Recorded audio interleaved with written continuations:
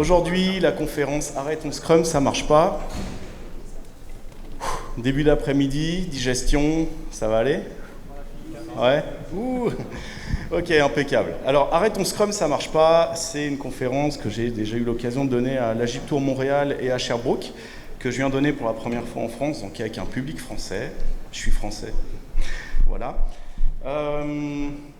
Et puis, j'espère que ça va vous plaire, soulever des questions. Il va y avoir des tas d'astuces, des choses pour se sortir de là. Donc, Arrête ton Scrum, ça marche pas. C'est pas moi qui le dis.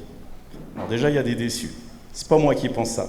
C'est souvent ce qu'on entend des équipes, c'est souvent ce qu'on entend des managers, c'est souvent ce qu'on entend des développeurs. Constantin nous l'a rappelé ce matin. C'est souvent ce qu'on entend de leur part quand il y a un mauvais Scrum qui est appliqué. Alors moi, qui je suis? Je suis un agiliste tardif.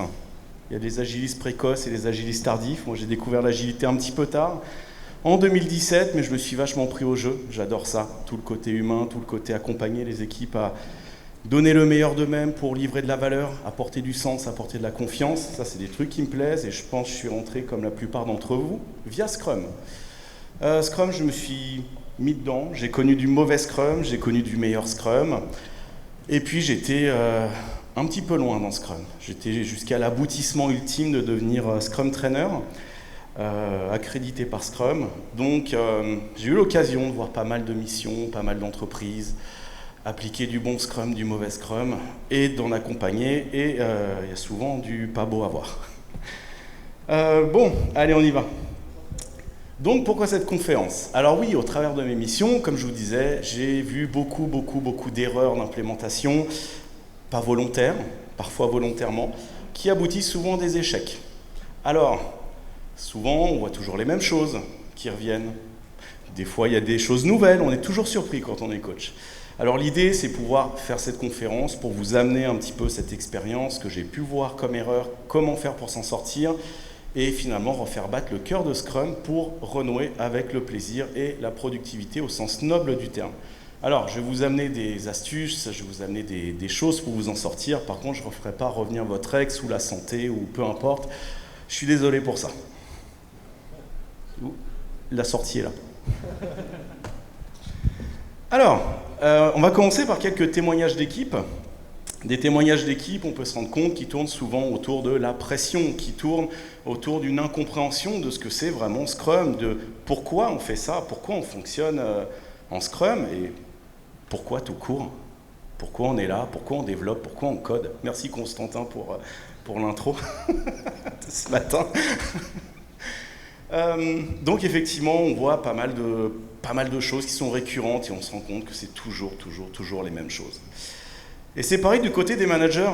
On peut se rendre compte que c'est souvent des témoignages qui touchent au bouleversement que peut amener l'agilité dans des entreprises, dans des organisations qui ne sont pas toujours très prêtes. Alors pour ceux qui ont la ref, celles et ceux qui ont la ref, souvent des organisations qui gardent leurs anciens réflexes dans un paradigme qui a changé.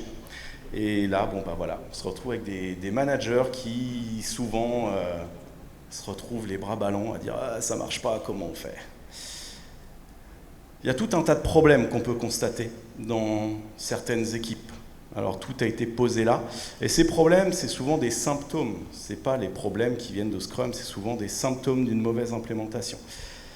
Il y a la fameuse tyrannie de l'urgence. Il faut tout faire dans l'urgence. C'est important, il faut aller vite. Il y a la sensation d'étouffement quand on n'a pas d'objectif, quand on a la pression, quand il faut absolument délivrer. On a aussi des développeurs, et je dirais même parfois des PO, des Scrum Masters et des managers qui se retrouvent finalement comme des rouages d'une grosse machine qui les étouffe, et ils sont considérés comme des ressources corvéables à merci. Je suis désolé pour le mot « ressources » que je déteste, et je pense que je déteste tout autant que vous, mais c'est comme ça qu'ils se sentent. Donc au final, ils se sentent impuissants par rapport aux décisions qui sont prises. Alors, d'où ça peut bien venir tout ça? Parce que c'est bien de blâmer Scrum, enfin non, c'est pas bien. Il faut peut-être essayer de comprendre pourquoi. J'ai recensé 5,5 de Scrum. Donc oui, arrêtons le mauvais Scrum. C'est pas arrêtons Scrum, ça marche pas, c'est arrêtons le mauvais Scrum. Les 5,5, les voici. Le premier, le plus évident, c'est le Scrum à la carte. Le Scrum qui a été complètement dénaturé, le Scrum auquel on a enlevé des morceaux sans comprendre pourquoi, et on va en parler après. quel morceau on garde, quel morceau on touche, etc. Le fait de ne pas comprendre pourquoi on fait du Scrum aussi, c'est un peu le brouillard. Le deuxième ennemi, c'est d'enrichir Scrum avec des pratiques qui sont peu pertinentes, pratiques complémentaires qui sont souvent imposées, parfois à tort ou à raison par des managers ou par des Scrum Masters tout simplement, et ces pratiques complémentaires peuvent aussi porter préjudice au cadre. On a aussi l'application de Scrum dans un contexte pour lequel il n'est pas adapté. Scrum est adapté pour créer de la valeur dans des environnements complexes. Au-delà de ça, on n'en voit pas toujours l'utilité. On va en parler. On a aussi le fait d'appliquer Scrum dans un environnement qui n'est pas vraiment prêt pour ça. Un environnement culturel qui ne vient pas justement soutenir tout ce mindset, toute cette culture qui a besoin justement pour venir soutenir Scrum. Et le cinquième, c'est d'appliquer Scrum sans comprendre pourquoi. Et on va voir pourquoi. Alors, parmi vous, est-ce qu'il y en a qui ont déjà, juste comme ça, connu au moins 2 ennemis de Scrum dans une même mission, à main levée? Waouh, il y a des vétérans. Merci, vous avez vu les pires horreurs qui puissent arriver. On va commencer avec le premier ennemi, c'est aucun sens à Scrum et à l'Agile. Je commence par la fin, volontairement. Alors, malheureusement, dans pas mal d'organisations encore, et on a encore des missions dans ce type d'organisation, c'est souvent du buzz. L'agile, c'est du buzz. Il faut être agile, il faut montrer qu'on met une couche de peinture agile. Pour qui? Pour les sponsors, pour les actionnaires, pour les candidats. C'est joli d'être agile, c'est à la mode. Sauf que derrière, on ne comprend pas pourquoi. Ils ne savent pas pourquoi on doit être agile. Alors, qu'est-ce que ça donne? Ça commence par là. On veut être agile, ça a l'air bien. Alors après, on va se retrouver avec des directeurs qui vont avoir ce genre de réflexion, du style je vais aller claquer toute la trésorerie chez McDonald's. Pardon, j'évite les grands noms de cabinets bien connus. Et on se retrouve finalement avec des grands cabinets qui vont venir dérouler leur méthode, avec des gros guillemets, et méthode miracle qui, spoiler, vont être une catastrophe. Le problème de faire de l'agilité un résultat, une cible et non pas un moyen, c'est qu'on manque de sens. Pourquoi on y va? Posez la question. Il y en a beaucoup qui ne vont pas être capables de vous dire pourquoi ils y vont. Mais des grands directeurs, des stratèges. Pourquoi vous voulez l'agile? Ça fait bien sur le papier. Donc, il y a un certain manque de sens derrière, aussi bien au niveau des équipes que du management, middle management, top management. Donc après, comment vous voulez engager les gens? Comment vous voulez engager les équipes et les middle managers là-dedans? C'est pas possible. Et quand on se désengage de ça, clairement, c'est là où ça conduit à l'échec. Donc le pourquoi, il faut vraiment se focaliser sur le pourquoi. Quelques petites astuces. Évidemment, question basique, pour quelles raisons voulez-vous implanter l'agile? Pour quelles raisons voulez-vous justement devenir beaucoup plus agile? Est-ce que c'est pour créer de la valeur, répondre à des problèmes des utilisateurs, créer plus de qualité? J'en sais rien, arriver plus tôt sur le marché, avec plus de qualité, toujours. Il faut poser la question. Quel problème on veut résoudre? Forcément, on part d'un problème. On a des gens en face, on a des clients, on a des utilisateurs, c'est eux qui consomment nos produits, ils ont des problèmes, on essaye d'y répondre. Comment on verra que ça marche? Comment on verra que ça a marché? Clairement, c'est de la data, c'est des métriques à récupérer. Il va falloir qu'on y travaille. Et enfin, à quel point êtes-vous prêt à soutenir le changement? Ça, c'est la question qui pique, c'est la question bonus. Parce que pour dire on va se transformer, il y a du monde, mais non, c'est aux développeurs de se transformer, pas nous. Ça, c'est souvent le cas. Donc, du why à tous les étages, je serais tenté de dire, vraiment savoir pourquoi on veut y aller. Le deuxième ennemi, c'est la culture non adaptée.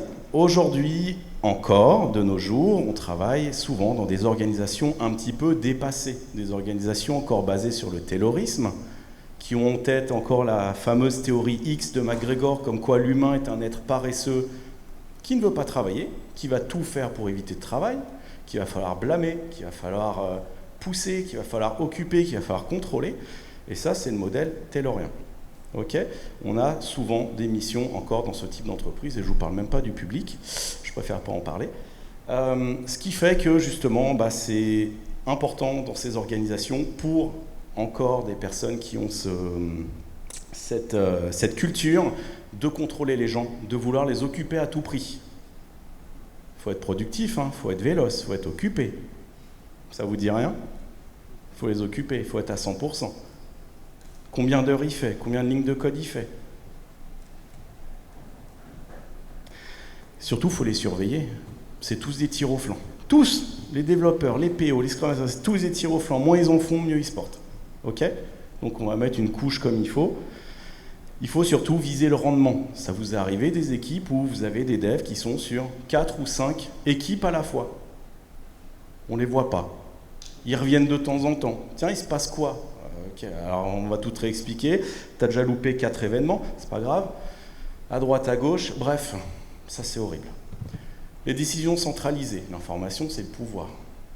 L'information, c'est le pouvoir. Dans ce type de culture, c'est d'autant plus le pouvoir que justement, les décisions, quand elles sont prises à un seul étage, à un seul niveau, bah, les gens d'en dessous, ils ne peuvent pas s'engager à soutenir ces décisions. Ça va être difficile après d'être dedans, de comprendre le pourquoi on fait tout ça. Et puis bah, pour contrôler ces gens-là, on va s'organiser autour de nos propres processus de contrôle. D'accord? S'assurer que les gens soient bien occupés. On met plein de processus en place en interne pour s'assurer de tout ça. Mais en fait, on oublie qui au final? L'utilisateur. Ouais, on oublie l'utilisateur au final. C'est juste lui qui nous paye. Ah non, mais je le dis cash. Hein. Moi, je vous dis, une culture comme ça, c'est simple à trouver. Regardez les agendas des gens. S'ils sont blindés, qu'ils n'ont même pas 5 minutes à eux dans une journée, on est là-dedans. Ok? Toujours dire, on est occupé, on n'a pas un seul moment pour nous, il faut qu'on aille en réunion à droite à gauche, on ne sait même pas pourquoi on y va d'ailleurs, et pas de remise en question. Tiens, je vais vous raconter un truc là-dessus. C'était au Québec. On était dans un resto avec 2 amis. Et il y en a une qui n'avait pas très faim ce soir-là, qui a dit « Tiens, je vais commander un bol de frites. » Pas de bol, c'était pas au menu. Elle appelle la serveuse. « Je voudrais un bol de frites, j'ai pas très faim. »« Laissez-moi voir avec le manager. » « Ok, tu peux pas juste faire un bol de frites, elle va voir le manager. Alors le manager n'est pas là. Ah bah c'est embêtant. Vous allez devoir attendre un peu. Ok, non mais on se parle juste d'un bol de frites là. Tu fais un bol de frites, je sais pas, tu le fous à 5 $, on n'en parle plus. Et puis arrive la manager qui dit non, c'est pas au menu, désolé. Comment faire plaisir à l'utilisateur? Ah, il y a un process, hein, il y a un menu, il faut le suivre le menu, c'est comme ça. C'est un petit peu pareil avec les opérateurs télécoms, je suis désolé s'il y a des gens des télécoms dans la salle, mais bon, quand vous n'êtes pas content, vous le dites, mais qu'est-ce qu'ils vont vous répondre? Bah, je peux rien faire pour vous. Finalement, c'est la personne qui est en contact avec le client qui ne peut rien faire pour le client. Parce que ces décisions, elles sont prises là-haut, par des gens qui sont les plus éloignés de l'utilisateur. C'est logique. Donc, c'est des cultures, justement, qui doivent évoluer. Alors, vous savez qui c'est? Il y en a qui savent qui c'est. Il y en a qui savent qui c'est. Non, vous savez pas, vous voyez pas? C'est votre belle-mère. Est-ce qu'elle est sympa avec vous, votre belle-mère, à main levée? Ok, et maintenant, si on coupe les caméras. Ouais, il y en a un peu plus. Et bien, Scrum, c'est comme votre belle-mère. C'est quelqu'un qui pointe tous vos défauts. C'est quelqu'un qui sait vous montrer tous vos défauts absolument tout le temps. Et Scrum est fait pour ça. Justement, Scrum, on dit qu'il rend visible l'efficacité relative du management, des techniques de travail et de l'environnement de travail. Scrum est conçu pour être transparent et vous montrer vos problèmes. Sauf que c'est à vous de vous prendre en main pour après changer. Sauf que dans des cultures, comme on vient de voir, bah ça pique. Et c'est souvent là où ça clash. Moi, j'ai déjà été dégagé d'une mission parce que j'ai mis trop de transparence. Montrer que finalement tous les indicateurs n'étaient pas au vert comme la chef de projet montrait, mais que derrière il y a des équipes qui souffraient. Il y avait du rouge et il y avait même du noir. 2 jours après, j'étais plus sur la mission. Ça faisait mal. Donc évidemment, c'est plus simple de tordre Scrum, c'est plus simple de le blâmer, plus simple d'enlever des morceaux qui ne plaisent pas, d'enlever des événements qui ajoutent de la transparence, d'enlever des artefacts qui ajoutent de la transparence. Et finalement, on se retrouve avec quelque chose qui est complètement dénaturé et qui ne va pas marcher.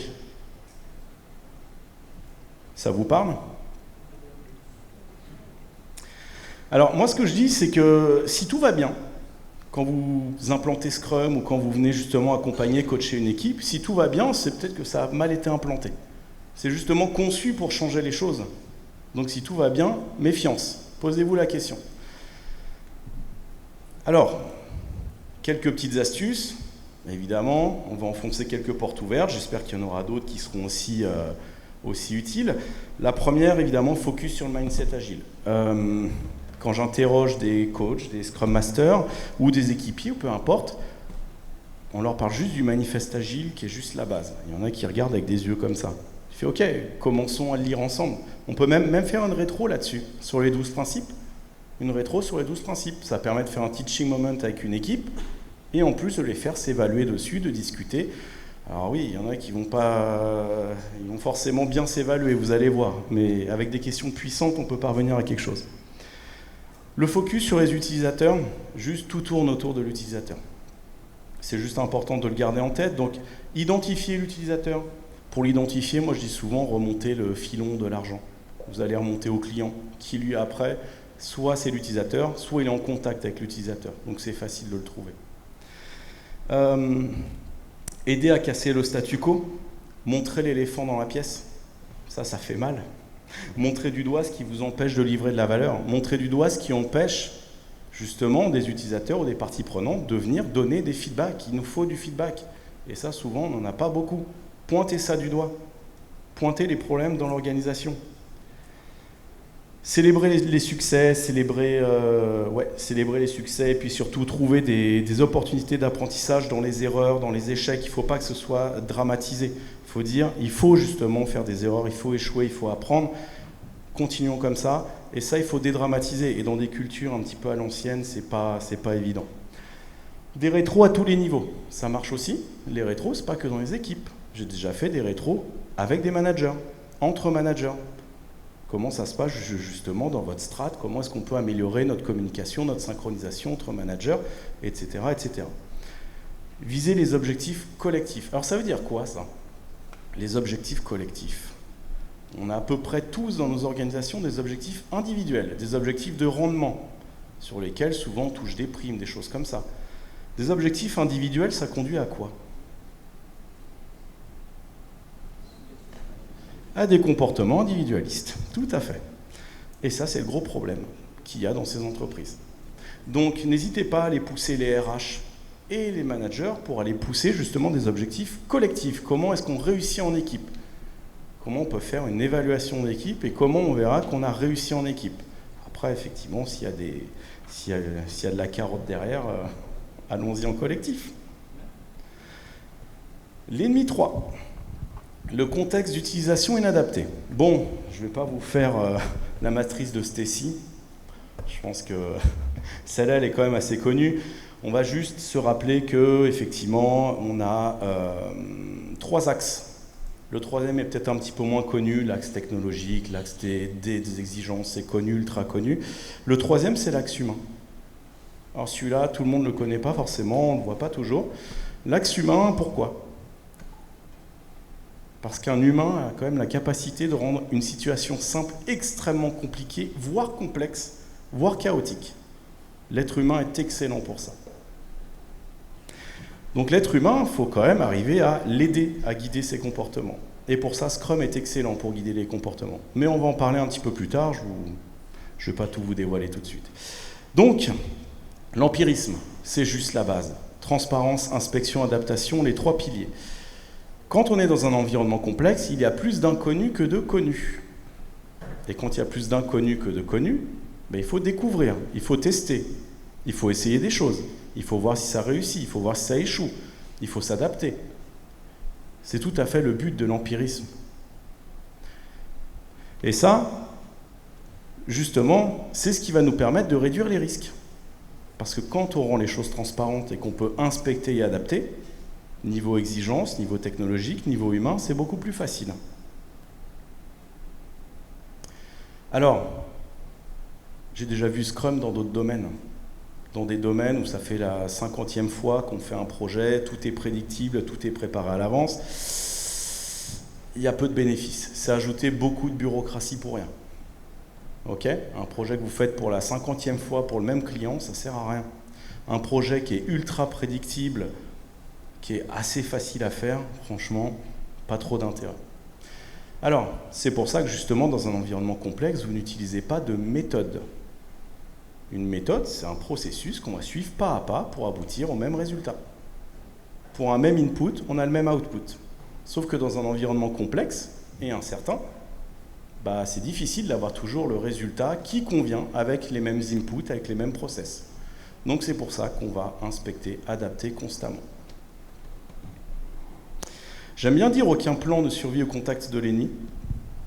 Et ça, souvent, quand on voit des plans stratégiques à 3 ans, à 4 ans, à 5 ans, où on s'accroche à ces plans-là, c'est difficile. Ça pète souvent. Ça pète au bout d'un mois, ça pète au bout de 2 mois, 3 mois, ça fait mal, donc on recommence et on gaspille de l'énergie, on gaspille du temps. Mais finalement, tant que tu livres rien sur le marché, ton produit, il repose que sur des hypothèses, il repose que sur des intuitions. Donc à un moment, ton plan, il va falloir faire quelque chose d'un petit peu plus lean, gaspiller un petit peu moins, faire des plans qu'on peut justement réajuster, livrer sur le marché, voir comment ça fonctionne, réajuster ton plan. Qu'est-ce qu'on voit souvent? On voit des modes hybrides. Ça vous dit quelque chose, les modes hybrides? Les Water, Scrum, Fall. Ah, ça pique.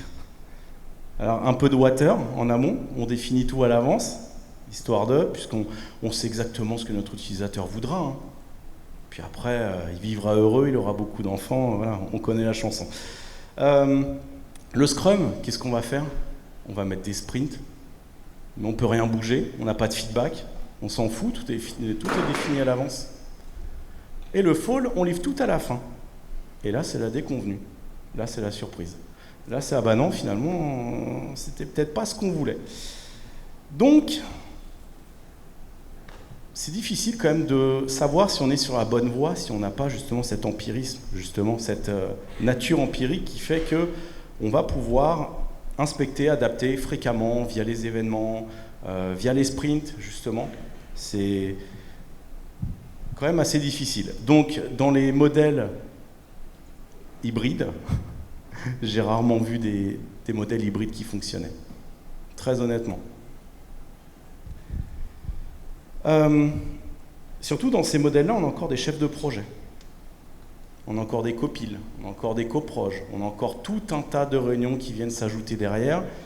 Et ça, qu'est-ce qu'ils disent les gens? Mais on est tout le temps en réunion, on nous étouffe, c'est difficile. Donc ouais, il va falloir sortir de ça. Donc habiller tout, un projet waterfall d'un déguisement agile, ça marche 2 minutes. Mais en fait, au fond, il n'y a rien qui change, rien du tout. Ok? Est-ce que parmi vous, il y en a qui fonctionnent en modèle dit hybride? Ouais?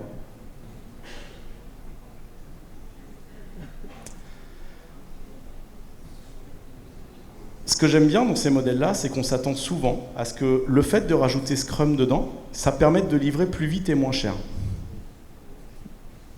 Spoiler, non. On livre pas plus vite et moins cher. On livre plus de valeur plus tôt. Pas plus vite et moins cher. Ok? Se rajouter du Scrum là-dedans, c'est juste une catastrophe. Donc, quelques astuces. La première que j'aime, c'est rendre le lead time transparent. C'est-à-dire le moment entre... c'est le temps qui s'écoule entre le moment où l'utilisateur a un besoin,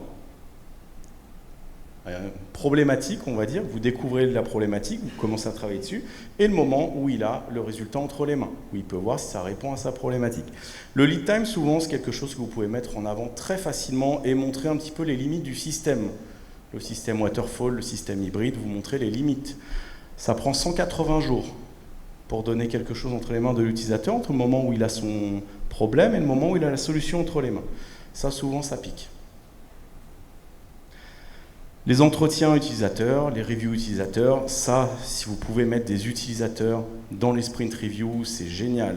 Si le PO peut aller voir les utilisateurs et éviter de se baser sur des hypothèses, c'est génial aussi.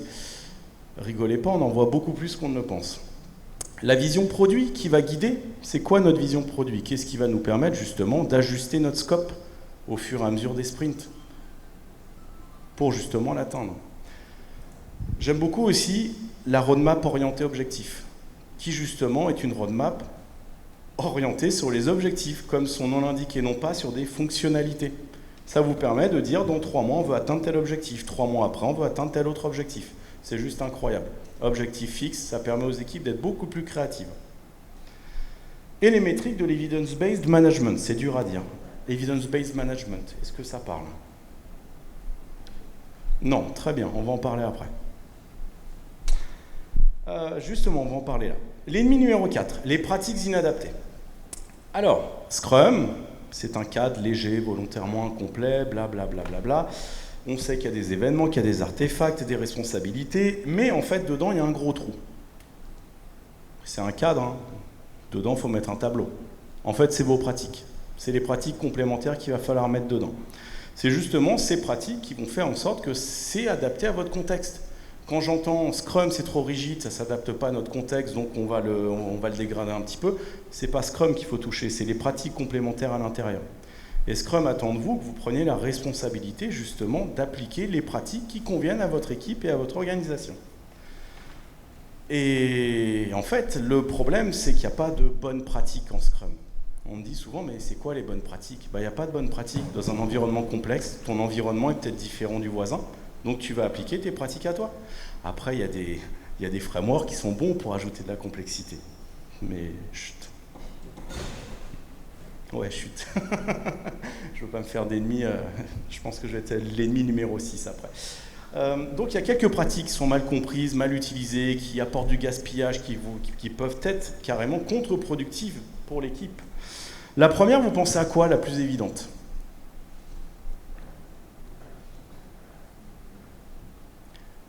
Quelle pratique complémentaire est ajoutée et peut faire beaucoup de mal quand c'est mal utilisé? Oh oui, oui, oui, les estimations, les story points. On dirait Julien Lepers. Oui, oui, oui. Évidemment, alors, les story points, la vélocité, les indicateurs qui sont détournés, être véloce, pitié, aller vite, super, droit dans le mur, c'est encore mieux. On est là pour livrer de la valeur, pour répondre à des besoins utilisateurs. On n'est pas là pour aller vite, on n'est pas là pour être fliqué sur cette métrique, on n'est pas là pour nous dire « Allez, il faut augmenter votre vélocité ». Ça, combien de fois on peut l'entendre dans des équipes de la part de managers, voire de Scrum Master, c'est encore pire. Il faut qu'on augmente notre vélocité, mais bordel, livrer de la valeur, c'est encore plus important. Montrer que votre utilisateur est heureux, montrer que vos équipes sont heureuses.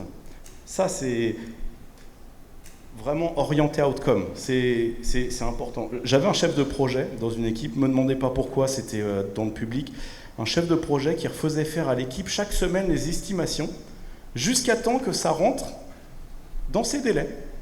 Le gars a dit, je livre tout dans un mois, mais refaites-moi des estimations. Non, ça rentre toujours pas. Semaine d'après, refaites-moi des estimations. Oh, l'horreur. Bon, finalement, on a réussi à le faire dégager. Le format user story utilisé à outrance, pitié.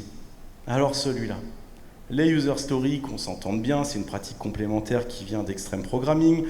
On l'utilise en général pour exprimer justement une problématique d'un point de vue utilisateur. Sauf qu'on on voit des stories techniques. En tant que site internet, je veux charger en moins de 5 secondes. En tant que bouton, je veux valider le formulaire quand on me clique dessus. En tant que développeur, je veux corriger le bug Jira #3234. Non mais pitié, les gars ils font leur liste de courses au supermarché en format user story, c'est des fous. Donc attention, c'est aussi beaucoup de gaspillage, parce qu'on dit qu'est-ce qu'on perd comme temps à faire des user stories? Mais attends, t'écris tout sous forme de user story, faut revenir à la base, faut revenir aux fondamentaux.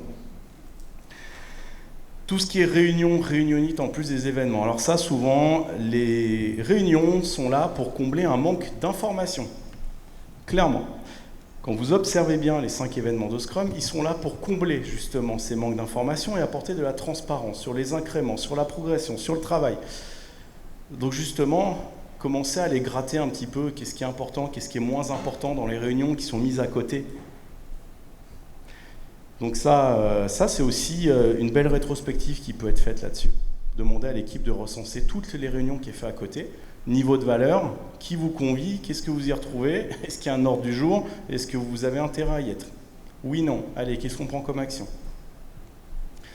Le proxy product owner, c'est un peu compliqué. Comment dire sans vexer personne? Alors, on va prendre un exemple, deux personnes qui ont exactement la même responsabilité sur le produit, qui doivent prendre une décision. C'est un petit peu complexe. Un manager vient voir l'un des deux. Tiens, j'ai une urgence, est-ce que tu peux me mettre ça dans le backlog? Ouais, t'inquiète, je m'en occupe et tout, l'équipe... on va en parler avec l'équipe. Le deuxième s'en rend compte. Ah non, mais je suis pas d'accord. Ah, bordel. Combien de fois on peut le voir, ça? Le proxy product owner qui est pas d'accord avec le PO et le PO qui n'est pas d'accord avec lui. Ça complexifie, on essaye de décomplexifier justement avec Scrum. Et là, ça rapporte de la complexité. Ah, les 3 questions d'Eli. J'adore celle-là. Non mais sérieux, les 3 questions d'Eli. Qu'est-ce que j'ai fait hier? Qu'est-ce que je vais faire demain? Qu'est-ce que je vais faire avec ma grand-mère? On s'en fout. On s'en fout. Comment on avance par rapport à l'objectif de sprint? Est-ce qu'on travaille toujours sur les choses les plus importantes? C'est quoi notre niveau de confiance pour atteindre l'objectif de sprint? Qu'est-ce qu'on a découvert pendant ce sprint, justement, qui puisse nous permettre d'ajuster notre travail, notre sprint backlog? Ça, c'est des questions intéressantes. Vous retrouvez, justement, je crois que c'est demain sur mon... J'ai le post sur les questions puissantes du Daily Scrum sur mon LinkedIn, si vous les voulez. Aujourd'hui, c'est sur le sprint planning. Qu'est-ce qu'il peut y avoir comme pratique pertinente? Vous en connaissez quelques-unes? Ouais. Mais vous n'osez pas le dire.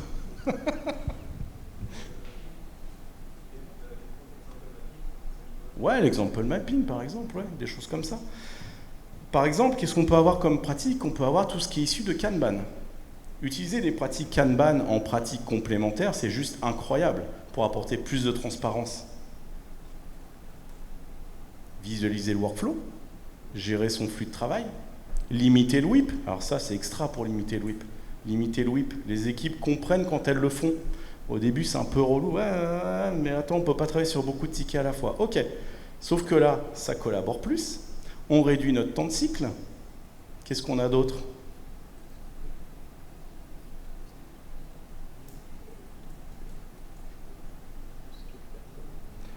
Il y a aussi les métriques, les flows métriques qui sont très utiles. Ça va vous faire gagner un temps précieux. Au lieu de passer des heures et des heures et des heures à faire des estimations pour après débarquer en sprint planning et se battre pour un 3, pour un 5, le débit, c'est excellent. Quel est le débit d'équipe? L'équipe, par exemple, délivre à peu près 6 tickets par sprint. C'est sa moyenne. C'est du factuel. C'est facile après de venir en sprint planning et de dire habituellement c'est 6 tickets, ok. C'est quoi notre objectif de sprint? Comment on peut répondre à notre objectif? Comment on fait pour y répondre? Ok, on va éviter de trop en embarquer. Je déteste embarquer à 100%, charger un sprint, ça c'est juste horrible. En termes lean, c'est horrible. On laisse un petit peu de place, ça fait partie des bonnes pratiques. 50, 80%, généralement ça marche plutôt bien. Les flow metrics vont pouvoir vous aider à ça. Les métriques de l'Evidence-Based Management. L'Evidence-Based Management, c'est un framework qui vient de Scrum qui aide en fait à prendre de meilleures décisions avec des métriques orientées outcome qui sont principalement orientées sur quelle valeur apporte le produit aujourd'hui, quelle valeur on peut encore gratter, c'est quoi notre time to market et c'est quoi notre capacité à innover. Et là, on sort de tout ce qui est ligne de code, nombre d'heures faites, etc., etc. Vous allez vraiment aller sur des choses comme la satisfaction utilisateur, la dette technique, tout un tas de choses très très intéressantes qui nous empêchent peut-être de délivrer rapidement et de la valeur. Intéressez-vous à l'Evidence-Based Management. Vraiment, il y a un petit guide à télécharger sur scrum.org. Lisez-le, c'est très intéressant. Il y a l'extreme programming qu'on ne présente plus, avec tout un tas de pratiques maintenant qu'on a l'habitude d'utiliser un petit peu partout, comme le pair programming, les user stories, la code review. Ça marche plutôt bien, c'est un framework de développement logiciel avec pas mal de bonnes pratiques, et le DevOps qu'on ne présente plus. Apprenez aussi des pratiques de facilitation. Si vous êtes Scrum Master, je vois beaucoup de Scrum Masters qui n'ont pas trop de skills en facilitation. C'est dommage, ça peut aider l'équipe à s'améliorer, ça peut aider l'équipe à devenir beaucoup plus efficace, et ça l'aide pour sortir des conflits, pour prendre des décisions, pour adresser des problèmes. Ça, c'est des pratiques complémentaires, justement, sur lesquelles je vous invite à aller creuser un petit peu. Le pire, c'est quand les Scrum Masters imposent ces pratiques complémentaires. Parce que, comme le disait Constantin ce matin, la plupart ont été mal formés, la plupart pensent que des pratiques font partie de Scrum alors que non, pas du tout. Et ils vont aller enseigner ça à l'équipe, et ils vont leur dire il faut faire des estimations absolument, il faut faire ci, il faut faire comme ça, il faut poser les 3 questions, machin. Ça, c'est non. Ok ? Comment on peut s'en sortir ? Il y a une rétro qui est très très bien, que je fais souvent aux équipes dans lesquelles je débarque, c'est la rétro retour aux fondamentaux. C'est qu'est-ce qu'on peut retirer comme pratique complémentaire en livrant quand même de la valeur aux utilisateurs. Et on va essayer de pointer du doigt 3 pratiques complémentaires qu'on fait dans l'équipe, et on va essayer de les enlever, ces 3 pratiques. Et on va voir si ça marche ou pas pendant le sprint. On arrête de faire ces pratiques-là. Alors peut-être du jour au lendemain, arrêter d'estimer, ça va être un petit peu tendu, mais si on peut y arriver, c'est encore mieux. Et puis essayer de supprimer au moins une pratique et voyez si ça arrange. Les 8 gaspillages du Lean en Scrum, les backlogs blindés, à ras la tronche, et tout un tas d'autres choses. J'ai une petite publication sur LinkedIn là-dessus, les 8 gaspillages du Lean en Scrum. J'ai même fait une rétrospective là-dessus, si ça vous intéresse, sur les 8 Muda, donc les 8 gaspillages. Comment est-ce qu'on peut arrêter le gaspillage en Scrum, arrêter de faire de l'inventaire, du stock, du mouvement, du transport, etc. Vous allez voir, c'est extrêmement intéressant pour les équipes. Il y a des belles remises en question avec cette rétrospective. Les pratiques, ajoutez-les en équipe, tant qu'à faire. Autant demander à l'équipe de quoi elle a besoin. C'est elle qui construit son cadre. C'est elle quand même qui développe le produit pour les utilisateurs. Voyez ça en équipe. Ce n'est pas le Scrum Master qui impose, c'est Scrum Master, PO et développeurs ensemble qui voyez les pratiques qui vous vont. Faites aussi, si vous pouvez, une formation Scrum avec Kanban pour apprendre justement des métriques très utiles. J'en donne d'ailleurs, au passage. Petit coup de pub. Le plus intéressant, l'ennemi numéro 5. Altérer le cœur de Scrum. On a vu que c'était un cadre qui était super léger, avec très peu d'éléments prescrits, 5 événements, 3 responsabilités, 3 artefacts, et les 3 engagements qui vont avec. Ok, et souvent on dit, ouais, bon, ça dérange, pourquoi on fait un daily tous les jours, ça prend du temps, et la review, ça sert à rien. Bah oui, ça sert à rien si tu n'invites pas tes parties prenantes. Fin de la parenthèse. En fait, on a vu que Scrum, ce n'était pas une méthode. D'accord, c'est pas un ensemble d'étapes à suivre. Moi, je m'arrache les cheveux quand j'entends que c'est une méthode. C'est pour ça que j'ai une casquette maintenant. L'ADN de Scrum repose sur 2 choses, l'empirisme et l'autogestion. Je rappelle, l'empirisme, transparence, inspection, adaptation, on montre notre progrès, on montre nos artefacts pendant les événements, c'est pour ça. Et puis on inspecte. On va inspecter le travail, la progression, les artefacts, on va voir comment ça avance, est-ce qu'on dérive, est-ce qu'on ne dérive pas, et on réadapte. Et tout Scrum soutient ça. Les événements vont soutenir l'inspection et l'adaptation, et les artefacts vont venir soutenir la transparence. Parce que ni plus ni moins, dans tous les événements, vous allez avoir un artefact qu'on va ouvrir. Le product backlog en sprint planning, le sprint backlog en daily, l'incrément qu'on va ouvrir en sprint review. Et puis, voilà, la façon dont l'équipe a fonctionné pendant le sprint en rétrospective. Bref, et tout ça, justement, on va inspecter, adapter. Les événements servent à ça. Et c'est pour ça qu'ils existent. Et je vois souvent des équipes qui zappent les événements. Alors, qu'est-ce qui va se passer ? Bon, on va le voir après. Il y a 5 valeurs aussi. Vous les connaissiez, les 5 valeurs ? À main levée ? Oui, pour ceux qui connaissent 5 valeurs de Scrum. Oh, pas nombreux. Ok, surprise. Focus, ouverture, respect, courage, engagement. Le fait de garder le focus sur les objectifs, de garder le focus sur ce qui a le plus de valeur, justement, d'être ouvert aux autres, d'être ouvert au changement, d'être ouvert à nos coéquipiers, d'être ouvert à changer les choses. Le respect du cadre Scrum, respect du background des autres. Le courage d'adapter, de se dire les choses, le courage d'être transparent, le courage d'adresser les problèmes difficiles, et puis l'engagement. Alors l'engagement, c'est celui qui est souvent mal compris. L'engagement, ça ne veut pas dire on s'engage à aller vite, droit dans le mur. L'engagement, c'est s'engager à faire du mieux possible pour. S'engager du mieux possible à répondre aux problèmes des utilisateurs. S'engager à faire du mieux possible pour atteindre nos objectifs. On ne pourra jamais vous foutre une claque derrière la tête parce que vous n'avez pas atteint votre objectif si vous avez fait du mieux possible. Ok ? Donc, il y a un petit schéma. Ça fait quoi d'altérer un élément de Scrum ou d'en abandonner un ? Qu'est-ce qu'on veut prendre comme exemple ? Tiens, supprimons un daily scrum, on n'en fait qu'un par semaine. Exemple classique qu'on voit parfois, voire souvent. Ça fait quoi? Exactement. Un daily scrum, l'idée c'est justement de mettre de la transparence sur la progression vers l'objectif de sprint pour voir si on s'en éloigne ou pas. Ok? C'est aussi se parler de qu'est-ce qu'on a appris justement dans la journée pour peut-être réordonner notre travail. Il y a du travail émergent, d'accord? Donc on en tient compte. Donc forcément, si on ne tient pas notre daily, on ne va pas pouvoir inspecter la progression vers notre objectif de sprint. Et on ne va pas pouvoir adapter. C'est dommage. Si on ne tient pas, on perd aussi une partie des valeurs de Scrum. Le respect du cadre Scrum, le courage de tenir le daily, l'ouverture justement à pouvoir adapter notre travail, notre sprint planning, etc., etc. On peut aller très loin. Donc l'empirisme est affecté, les valeurs sont transgressées. Oups! Et je ne vous ai pas dit, les valeurs, quand les 5 valeurs de Scrum sont incarnées, ça crée la confiance. Le focus, l'ouverture, le respect, le courage et l'engagement, quand c'est incarné par une équipe, par des parties prenantes, par une organisation, c'est là où on a la confiance. Dans des équipes où il n'y a pas la confiance, première des choses que je leur dis, travaillez les 5 valeurs de Scrum. Elles sont très importantes. Quand il y a la confiance, ça fait quoi? On est transparent. Si on a confiance, on peut se dire les choses. Et hop, on revient dans la boucle empirique. Ok? Donc quand vous cachez des choses aux parties prenantes, que vous cachez des choses aux uns aux autres, que vous ne respectez pas le cadre ou quoi, ça a un impact aussi sur les 3 piliers de l'empirisme. Ça fait quoi? Ça fait que si justement on n'a plus la visu de ce qui se passe, on va prendre nos décisions à l'aveugle. On va continuer d'avancer, travailler toujours sur la même chose. Sauf qu'on n'a pas vu qu'on allait droit dans le mur parce qu'on ne s'est pas parlé. Ça fait déjà 3 délits qu'on loupe. Ok? Enfin, j'espère que les devs se parlent en dehors du délit, mais ça c'est un autre problème.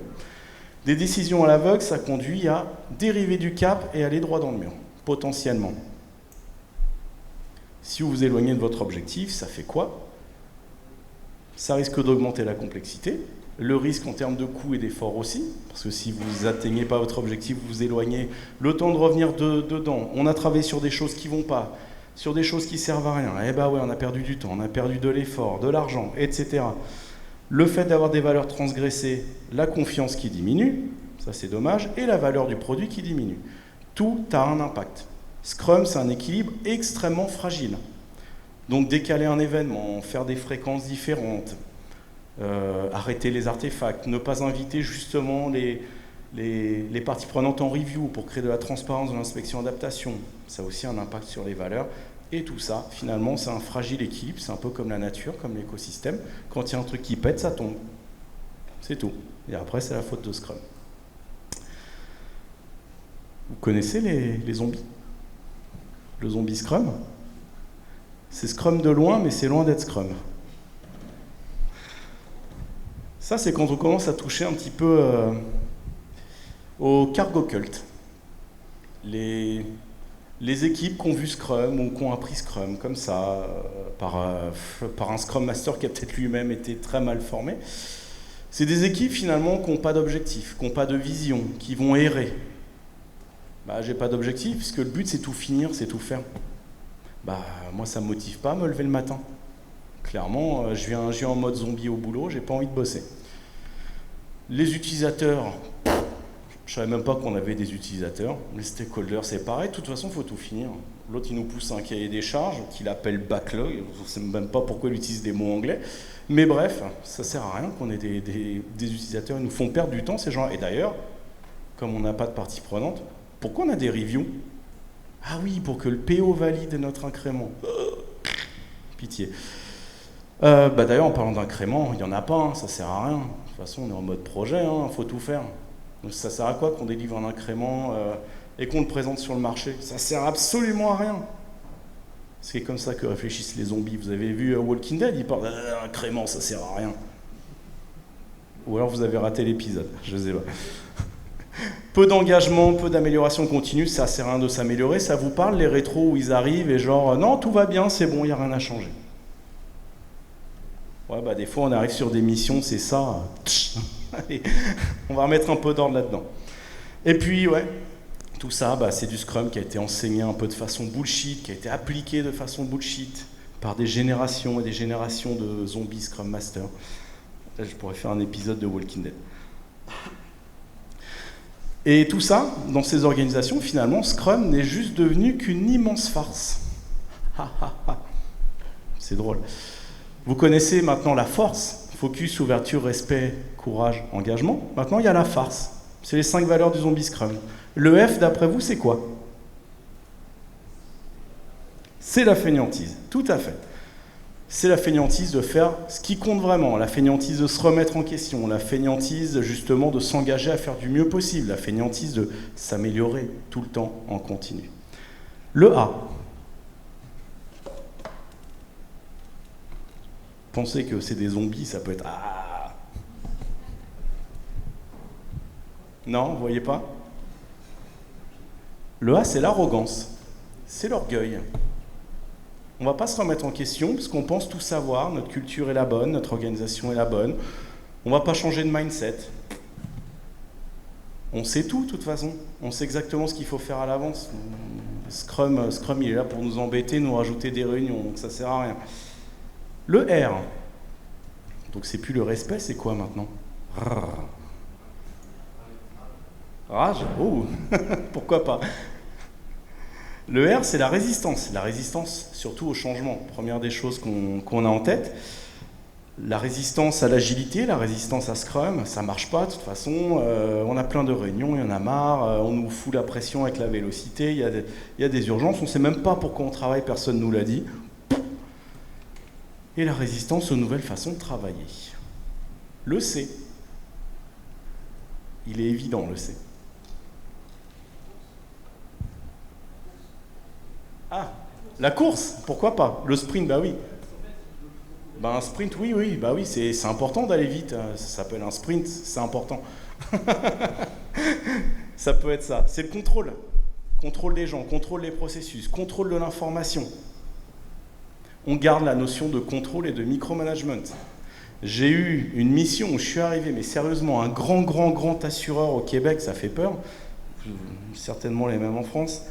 Premier des trucs, ils ont dit, ok, on a les 12 principes du manifeste agile, on les a repris et on a enlevé l'auto-organisation parce qu'on n'y croit pas.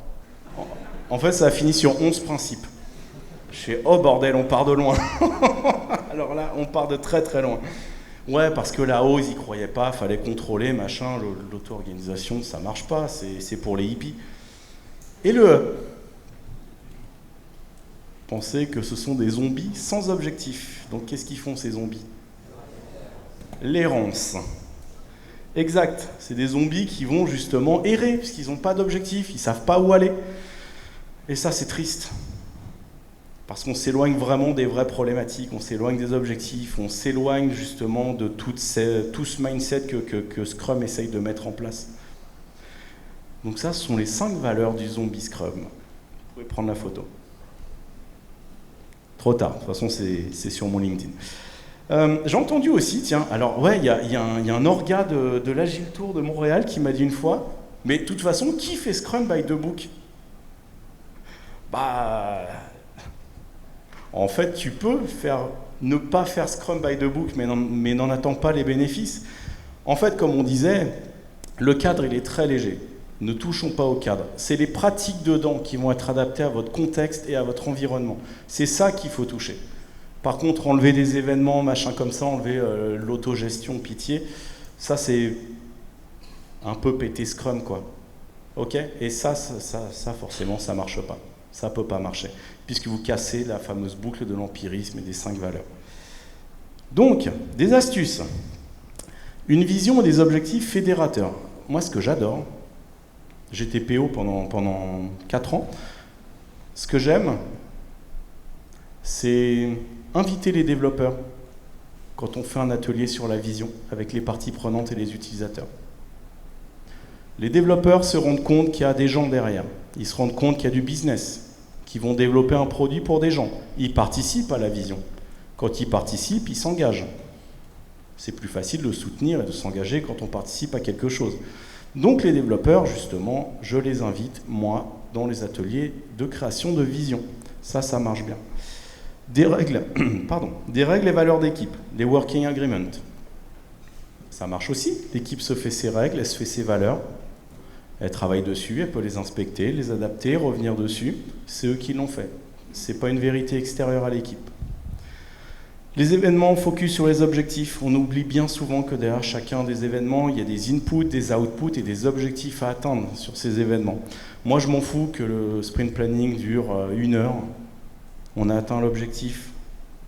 On a un objectif de sprint. On sait quoi faire pour atteindre cet objectif de sprint. On commence à avoir des belles discussions sur le travail. Ça me va très bien.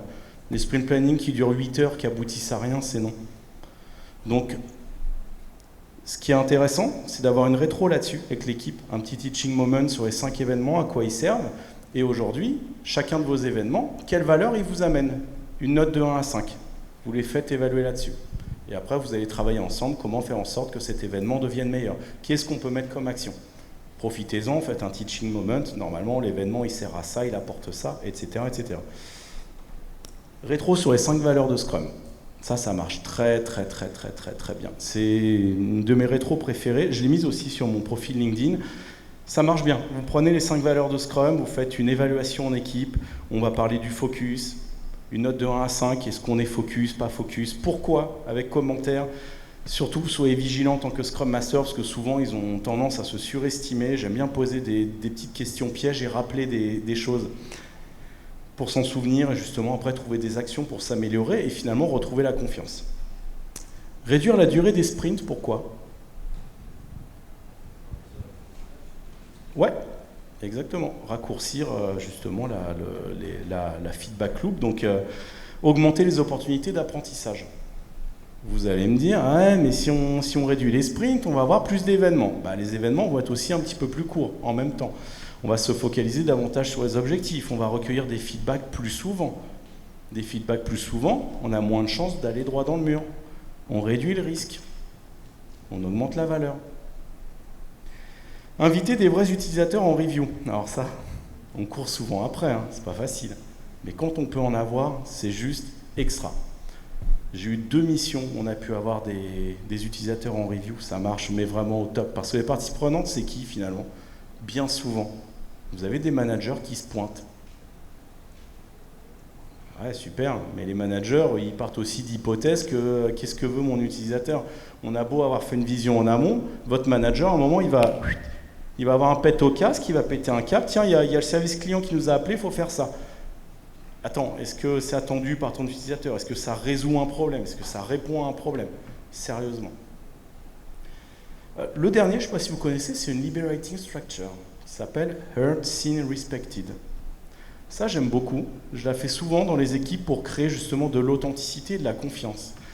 C'est une structure libératrice dans laquelle on va créer des petits binômes dans l'équipe et on va leur demander chacun pendant 7 minutes de raconter une fois une expérience dans laquelle cette personne s'est sentie pas écoutée, pas considérée, pas respectée. Ça peut être pendant une mission, ça peut être pendant... peu importe. Et le but, c'est d'écouter l'autre jusqu'à 7 minutes. On inverse les rôles. Et vous allez voir après, il y a comme une notion d'authenticité et de confiance qui se construit dans l'équipe. Ça marche plutôt bien. Bon, j'en dis pas plus, sinon je vais passer beaucoup de temps là-dessus. On peut s'en parler après. Donc, travailler avec Scrum devrait être fun et libérateur. Pourquoi on ne devrait pas utiliser Scrum? Si on n'est pas prêt à être transparent et à changer, c'est difficile. Si on n'est pas prêt à avoir du changement, alors que Scrum veut en apporter, avec la transparence, l'inspection et l'adaptation, ça va être très difficile.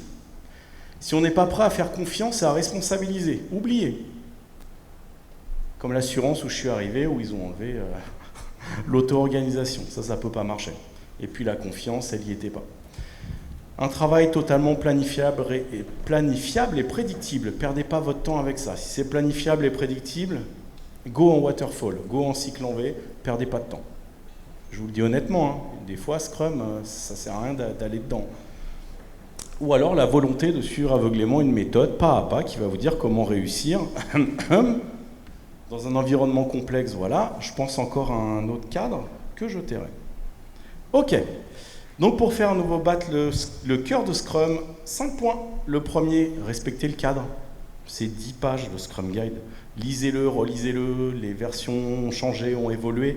La dernière qui date de 2020 est encore plus courte, donc encore moins prescriptive, mais au moins le peu de choses qui sont dedans, respectons-les. Il y a vraiment un sens derrière. Le courage de comprendre Scrum et sa philosophie. On l'a vu, on l'a vraiment balayé, puis en 50 minutes, c'est dur d'aller vraiment au plus profond, mais l'empirisme et l'autogestion, c'est l'ADN de Scrum. Si on n'a pas ça, c'est fini. Le courage d'adapter les façons d'être et de faire, c'est l'ajustement. Le sens, l'autonomie, la simplicité, apporter du sens, le pourquoi, et un environnement de confiance et de soutien. C'est important, ça fait partie des principes du manifeste. Juste un dernier vote à main levée, comme ça on se quitte. Dans vos organisations et vos missions, vous êtes à quel niveau? Est-ce que vous êtes plutôt spam 1, c'est-à-dire dans ce que tu as dit, on se reconnaît un petit peu? Est-ce que vous êtes spam 2, c'est-à-dire ouais, on se reconnaît pas mal, c'est plutôt nous? Ou est-ce que c'est spam 3, je me reconnais complètement? C'est le Scrum Professional Anti-Scrum Master. Est-ce qu'on y va à 3? Main levée. 1, 2 et 3. Waouh, ok. Il y en a même qui se demandent s'il n'y a pas un niveau traîneur. Et c'est là-dessus que je vais vous quitter, que je vais vous remercier, et n'hésitez pas surtout. Merci.